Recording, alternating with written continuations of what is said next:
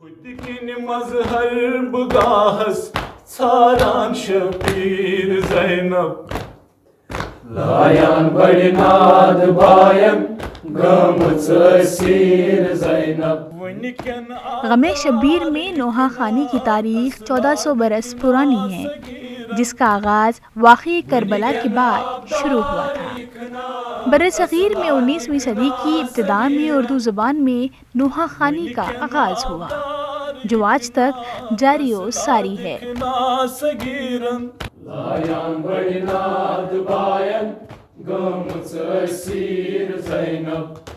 کشمیر میں بھی نوحہ خانی کی جاتی ہے اور اس کی روایت صدیوں پرانی ہے، جس کے ذریعے امام حسین اور ان کے رفقا کو یاد کیا جاتا ہے اور انہیں خراج عقیدت پیش کیا جاتا ہے. کشمیر میں نوحہ نگاری کی بھی ایک اپنی تاریخ ہے. یہاں کے اکثر شعراء کشمیری زبان میں نوحہ لکھتے ہیں اور بعد میں عزادار نوحہ مشق کر کے مختلف جلوسوں میں پیش کرتے ہیں. ایام محرم سے قبل اور جلوس میں جانے سے پہلے نوحہ خوانی کی مشق کی جاتی ہے، جس میں علاقے کے تمام لوگ شامل ہوتے ہیں.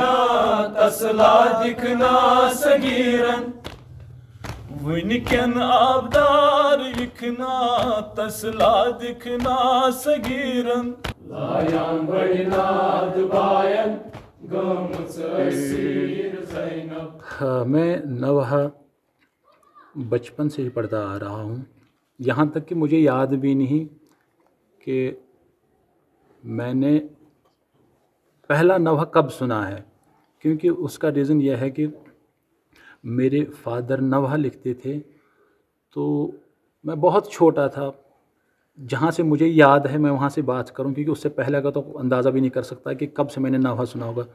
تو ہمارے وہاں نوحہ خان اکثر بیٹھے رہتے تھے محرم کے دنوں، تو وہ نوحہ لکھتے تھے وہاں میرے فادر، تو وہ ساتھ کے ساتھ جو 3-4 لوگ وہاں بیٹھے رہتے تھے تو وہ اس کو گنگناتے رہتے تھے، اس کا کوئی وزن کوئی طرز بنانے کی کوشش کرتے تھے.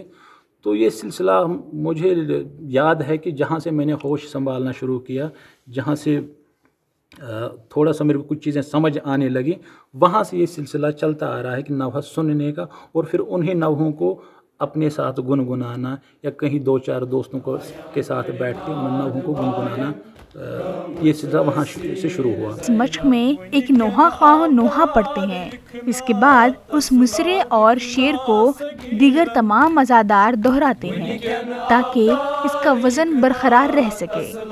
اس مشق کے ساتھ ساتھ سینہ کوبی بھی کی جاتی ہے. تقریباً 20-25 سالوں سے میں نے مجلسوں میں، یہ جو ہمارے حسینی دائرے ہوتے ہیں، حسینی جلوس ہوتے ہیں، ان میں نوحہ پڑھنا شروع کیا. تو یہ 20-25 سالوں سے میں نوحہ خوانی کرتا آ رہا ہوں. تو یہ میں کشمیر میں بھی اور کشمیر سے باہر بھی، کیونکہ میری اسٹڈی جو ہے وہ باہر ہوئی تھی 8-10 سال، تو اس سلسلے میں وہاں پہ بھی ہم کرتے رہتے تھے، بیٹھے رہتے تھے 4-5-10 لوگ اپنے جو ہمارے یہاں کشمیری لوگ ہوتے تھے ان کے ساتھ بھی وہاں نوحہ خوانی کرتے آ رہے تھے. تو آلموسٹ لگ بھگ 20-25 سال ہو گئے مجھے نوحہ پڑھتے ہوئے. زبان و ادب میں مختلف اصناف کے ساتھ ساتھ نوحہ نگاری کی بھی اپنی اہمیت ہے، اور ضرورت اس بات کی ہے کہ اس صنف کو آگے بڑھایا جائے اور اس کی ترویج کے لیے مزید کام کیا جائے. محرم کے مہینے میں عزاداری کا جز نوحہ ہوتا ہے، جس کے بغیر عزاداری ادھوری تصور کی جاتی ہے. اسی غرض سے محرم سے پہلے نوحے کی مشق کی جاتی ہے. کشمیر میں ہر خاص و عام کی زبان زد عام طور پر نوحہ ہوتا ہے. ہر الحم ذوالجناح جلوس میں نوحے کیے جاتے ہیں. میری یہی میسیج رہے گی جو نئے بچے ہیں، حالانکہ میری جنریشن کے یا میرے سے جو بڑے لوگ ہیں وہ سب جانتے ہیں ماشاءاللہ، اچھے خاصے سے اویئر ہیں، باخبر ہیں کہ ہمیں کس چیز پہ دھیان دینا چاہیے، کس چیز کو آگے بڑھانا چاہیے، وہ اچھے سے کرتے آ رہے ہیں. پر جو ہماری نئی جنریشن آ رہی ہے تو ان میں اکثر میں ایک چیز محسوس کرتا ہوں کہ یہ کشمیری نوحوں کو چھوڑ رہے ہیں اور اس کے برعکس یہ اردو نوحوں کو زیادہ ترجیح دے رہے ہیں، اس طرف زیادہ جا رہے ہیں، جبکہ وہ ہمارا کلچر نہیں ہے. ہمیں چاہیے کہ ہم کشمیری نوحوں پہ زیادہ دھیان دیں، ان کے پھیلاؤ کے لیے کام کریں، ان کو سیکھیں، ان کو پڑھیں، تاکہ ہم اپنی میسیج جو ہم دینا چاہتے ہیں امام حسین علیہ السلام کی شہادت کا، کربلا میں جو وہ واقعہ ہوا شہادت کا، اس میسیج کو ہم آسان سے آسان زبان میں عام لوگوں تک، ان پڑھ لوگوں تک، جو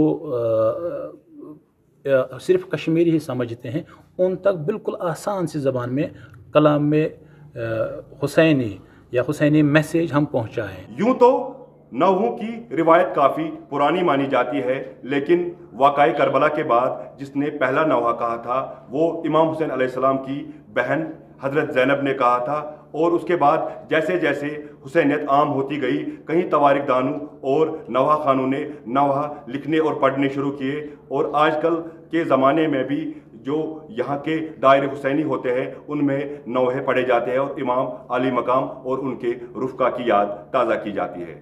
ETV بھارت کے لیے بڈگام سے میں سمیع اللہ۔